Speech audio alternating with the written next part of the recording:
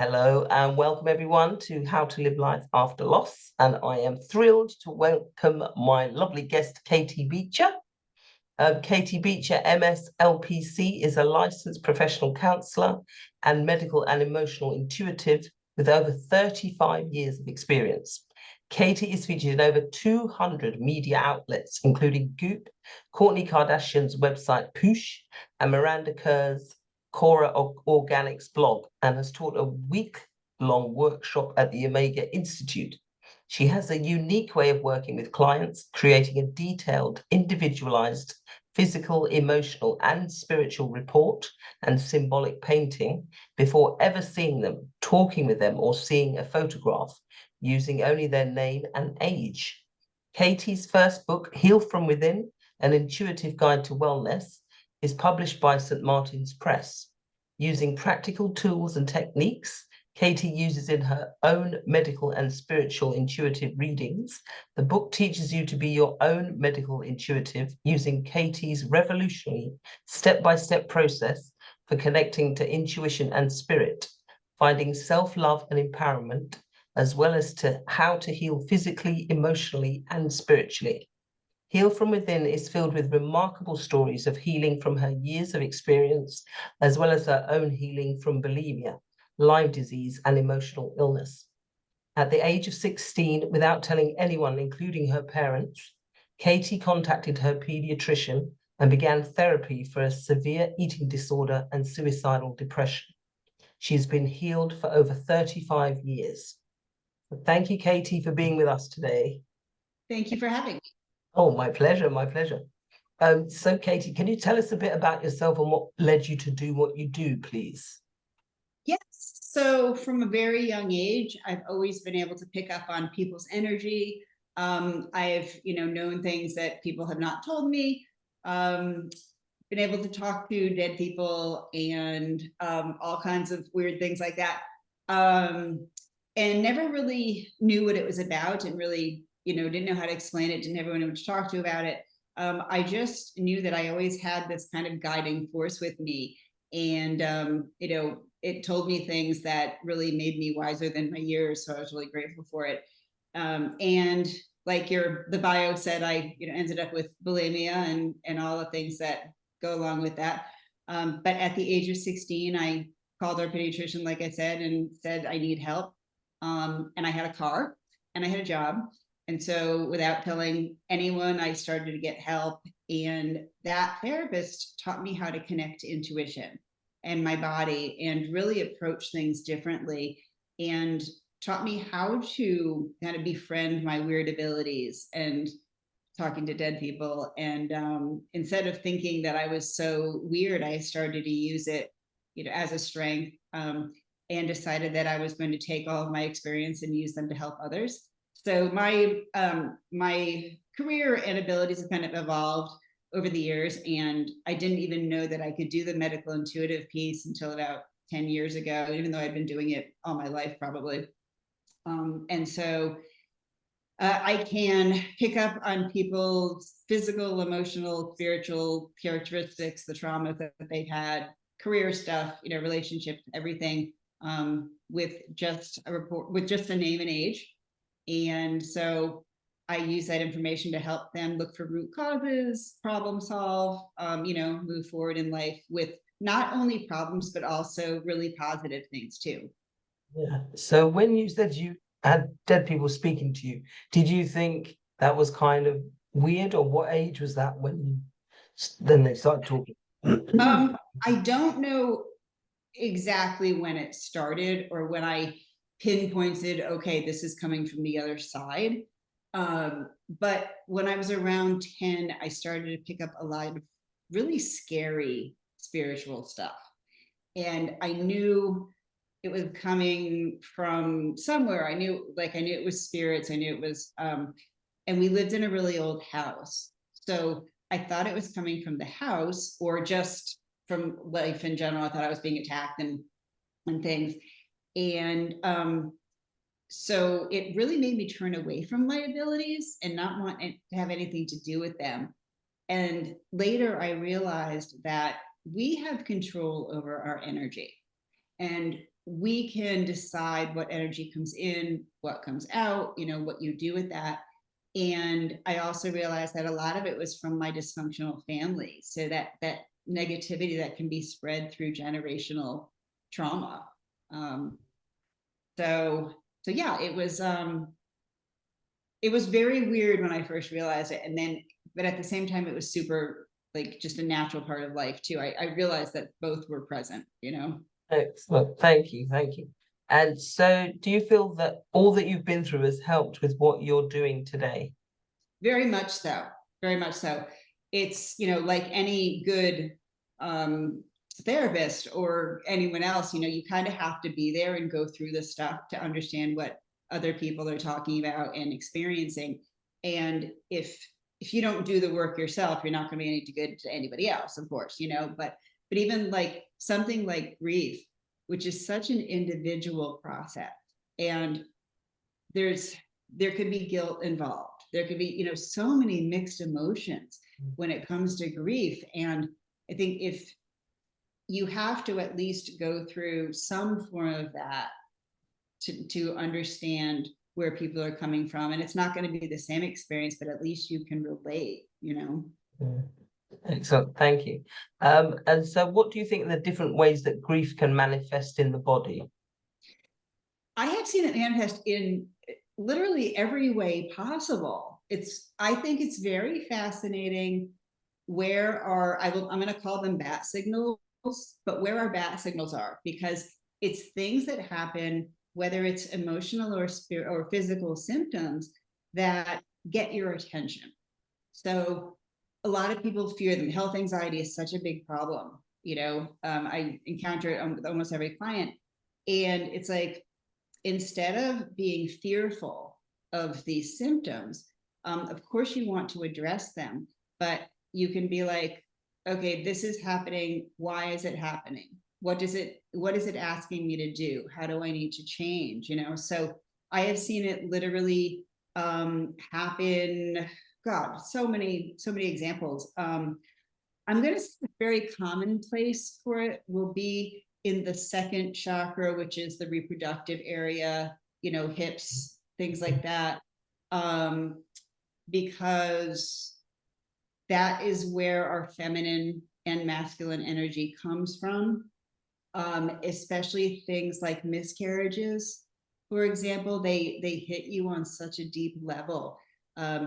Or sexual assault or things like that. The level of trauma is so deep, and those areas can really, so many possible issues can come from that, whether it's infertility or endometriosis or abdominal pain or issues with periods or any of that kind of stuff. So I've just found that can be a really common area where grief is manifest.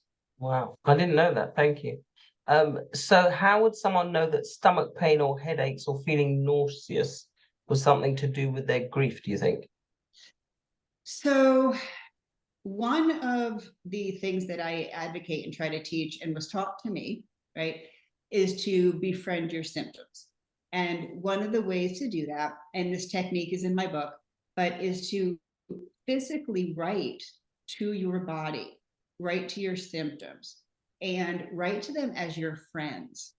So if you write to them as a friend, instead of something that's scary that you have to push down and avoid, right? That's the only way you're going to figure out why they're there or what's going on.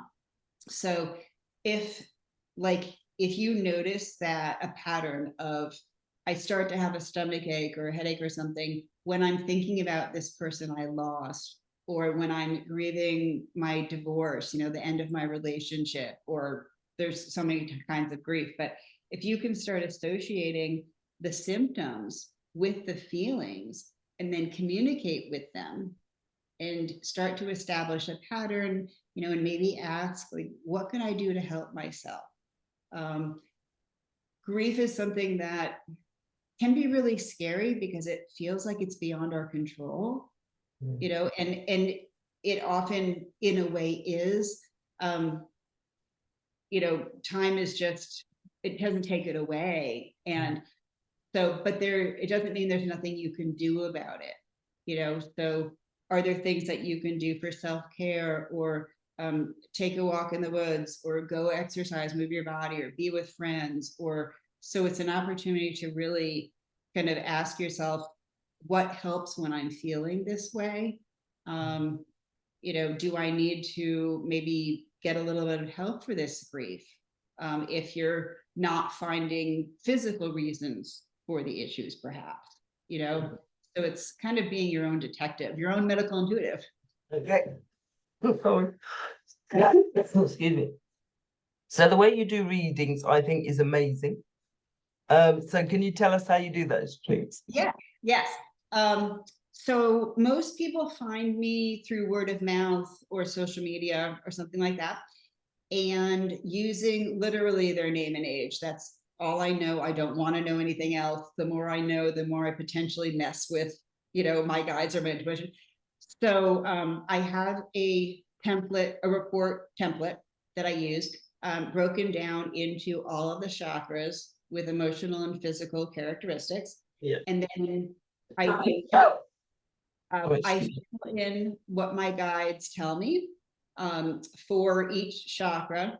And it's about everything in the person's life, like positive and negative. So it could be about trauma, grief, present, past. It could be about family, relationships, career, anything at all, because every single thing in our life impacts how we function and what we're feeling and everything. So it's kind of whatever my guides bring up is what they think is important.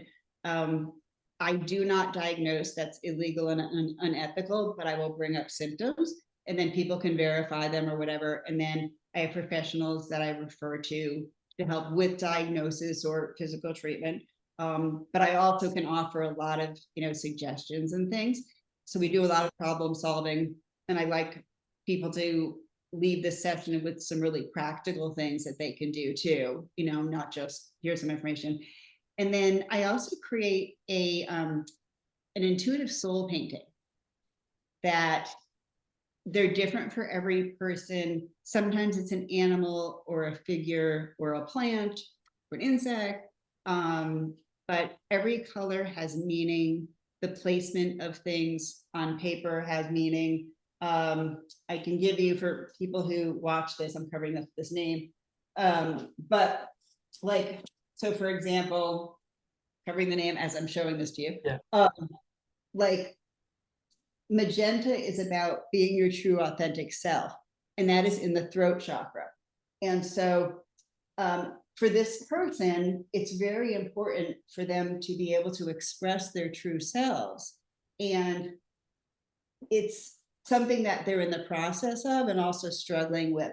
But the red arrows coming off of here are saying, if you are able to express your authentic self, that helps you to release stress and anger and pain. And so it's kind of a visual depiction of that process. And that's just a tiny little example, but Yeah, it's really powerful. it is. It's amazing. When I saw it, I was like, "Oh my goodness, that is amazing." They're really fun, and they're a different way of giving information, because sometimes words can be scary. Yeah. But if you see a picture or symbolic message, it's a little kind of a way, like a tricky little way of delivering information in a more fun way than just seeing words on a page, And so do you kind of get in state and then your guides guide you to paint? Yeah, I normally I'll put the person's name down. I'll get a color to start with. Sometimes I will get, sometimes I'll just start with making, like a round type head-ish shape.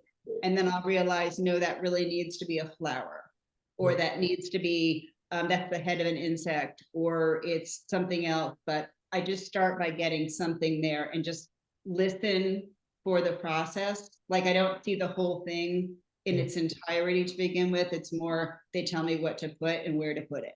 Oh wow, that's amazing.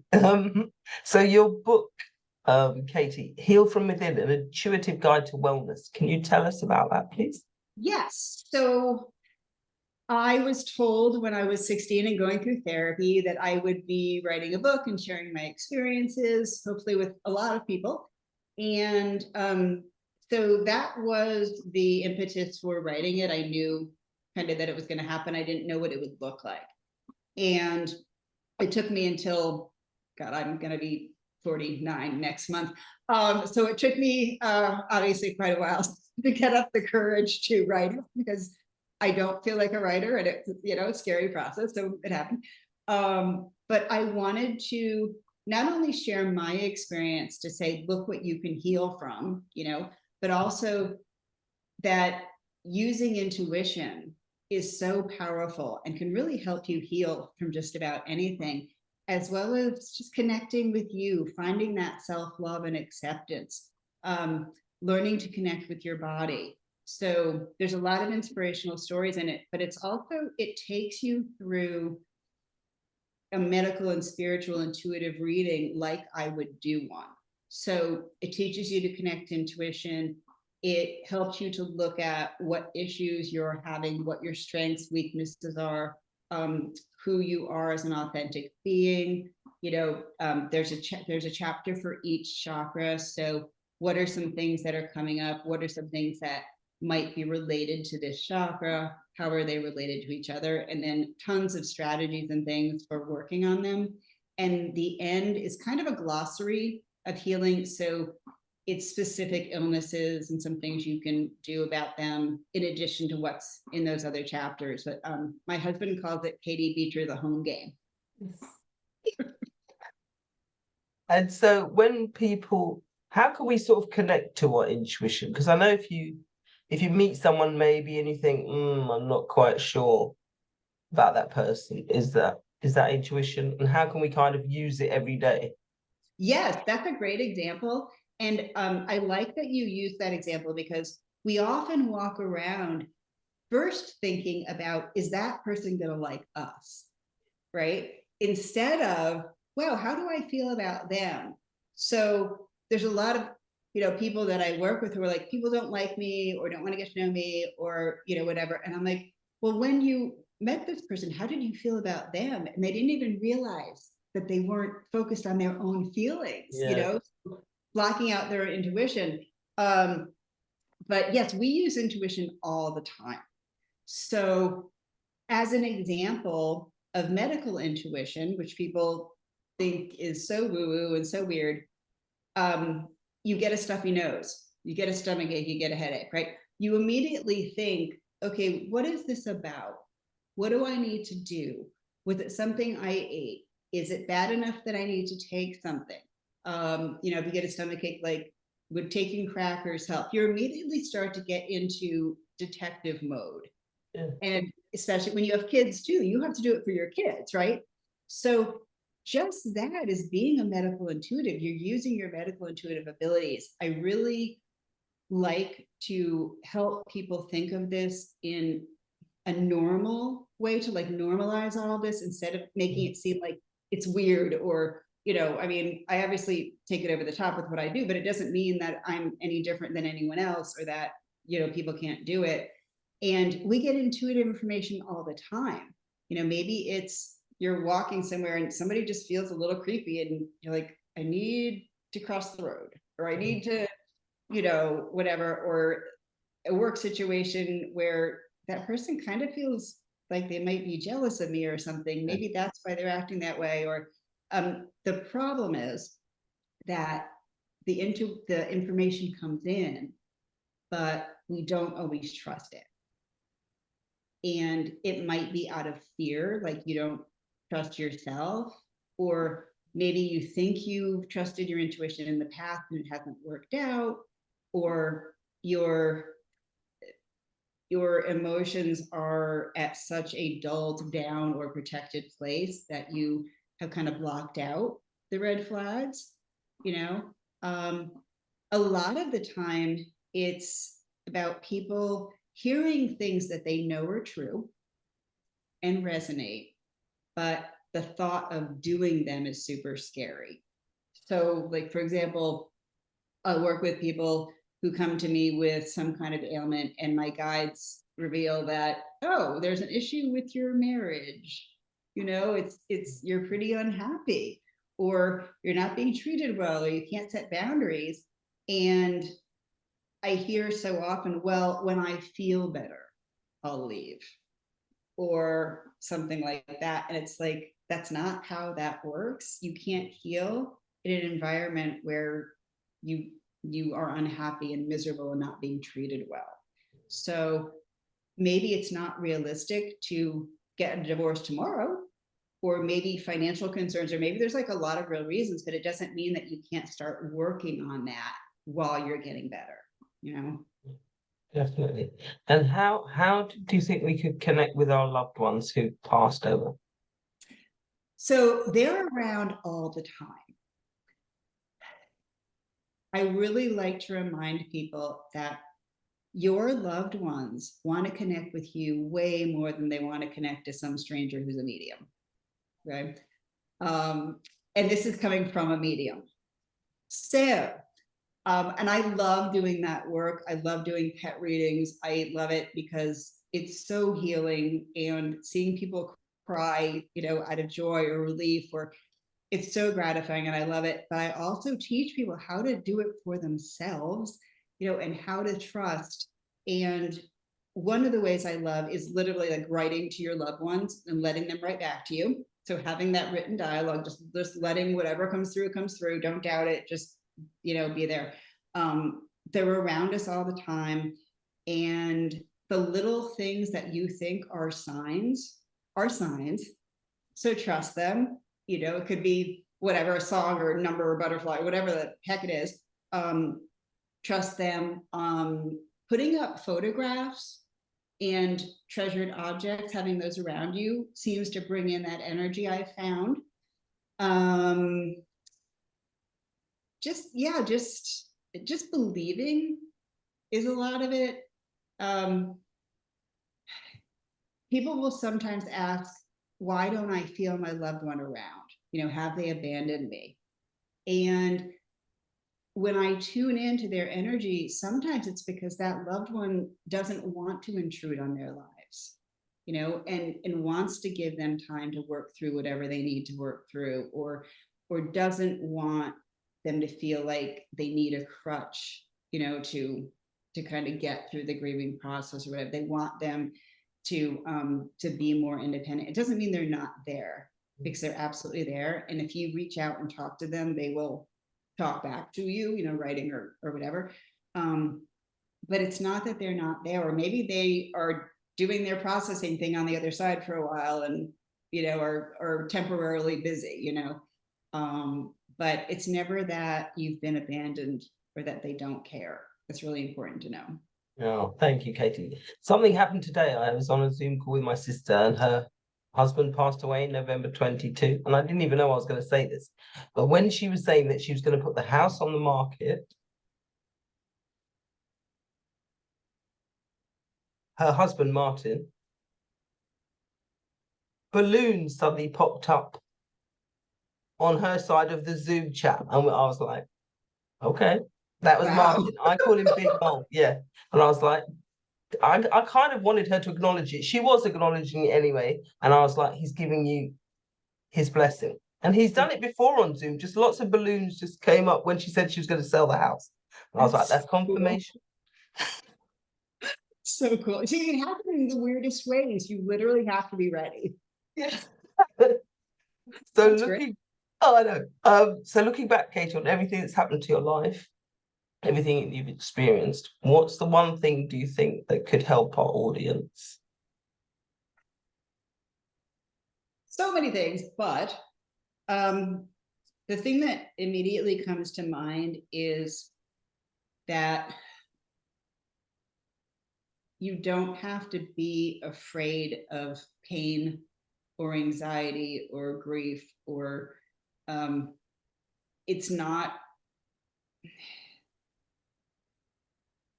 ultimately going to kill you, even though it feels like it's killing you while you're experiencing it.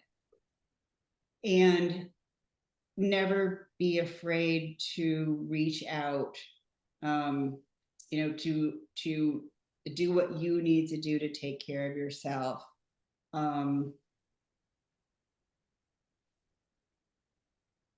All of the things that have happened in my life that at the time were literally horrible and awful, and that I never thought I was going to get through, and that I almost gave up on. I'm really glad I never did. And I couldn't even explain to you at the time, you know, and some of them I still don't exactly know why it happened, but most of them I've learned why it's happened. So give it another day. You know, if you're giving up and you're just like, I just literally can't take it anymore, you don't know what's going to happen the next day. And then just keep giving it another day. And even if it doesn't get better immediately, things do ultimately get easier, at least. Or you'll have ups and downs, but don't be afraid to reach out, because you are not alone. You're not the only one these things have happened to. Things are hard, and sometimes there's just no getting away from that. And I wish I could take away everybody's pain. Thank you, Katie. Beautiful advice. Because sometimes I think in grief, you do feel like you're the only person going through it. And it feels just unbearable. And you know what? Sometimes it is. Sometimes that feeling is unbearable, but it doesn't mean that you have to totally give up. Thank you. Lovely advice. And could you share with us what your free gift is, please, Katie? Yes, if you go to my website, which is katiebeecher.com, there is a PDF about obstacles to connecting to intuition and what you can do about those. Excellent. Thank you very much. So you've answered my next question. Where can people find you? So katiebeecher.com. And can they find you anywhere else? Yes, I'm on Instagram at Katie Beecher Medical Intuitive, and Facebook, and all the, you know, the LinkedIn's and all the places. So okay, yeah.